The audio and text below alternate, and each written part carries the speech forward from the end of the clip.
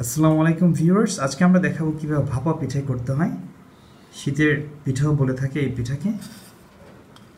প্রথম পর্যায়ে আমরা যেটা করছি ওটা হচ্ছে গুঁড়িটাকে আমি চালের গুঁড়োটাকে পানি দিয়ে প্রথমে একটু ঝরঝরা করা হচ্ছে হাত দিয়ে।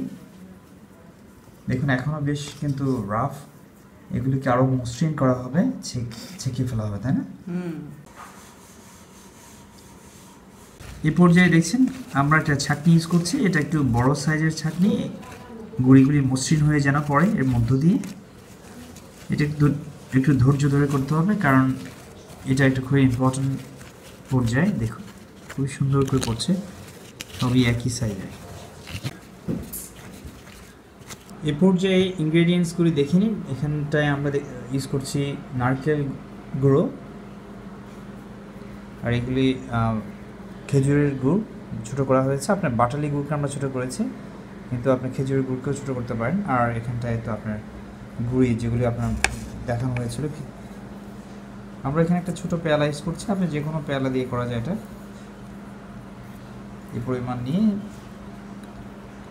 কিছুটা খেজুরের গুড় দেওয়া হয়েছে, সাথে দেওয়া হচ্ছে নারকেল, আর উপরে লেয়ারে আবারও চালের গুঁড়ো দেওয়া হচ্ছে।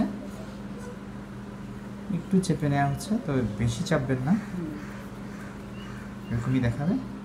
এরকম চুলো পাওয়া যায়, অথবা আপনি বানাতে পারেন, এটা খুবই সহজ বানানো।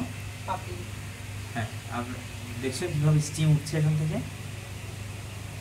হ্যাঁ, আর এভাবে আপনি উল্টো করে, ঠিক দেখুন কীভাবে করা হচ্ছে, উল্টো করে দেওয়া হচ্ছে যাতে স্টিমটার মধ্যে গিয়ে পেনিট্রেট করে। আর এখানটায় দেখতে পাচ্ছেন আমরা ভাপা পিঠা কীভাবে ফর্ম নিচ্ছে।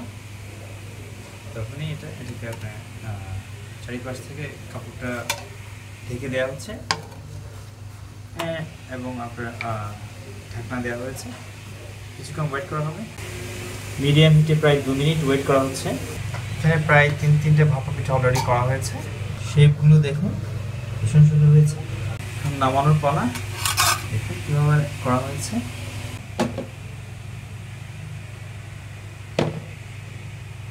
সুন্দর হয়েছে, খুব ইজিলি চলে এসছে। এখানে প্রায় 5টা করা হয়েছে। এবার হয়ে গেছে ভাপা পিঠা। আমি একটা এখানটায় দেখাচ্ছি, এটা টেরাকোটার একটা প্লেট ওতে রাখা হয়েছে। Thank you viewers, thank you for watching, and please make sure to subscribe.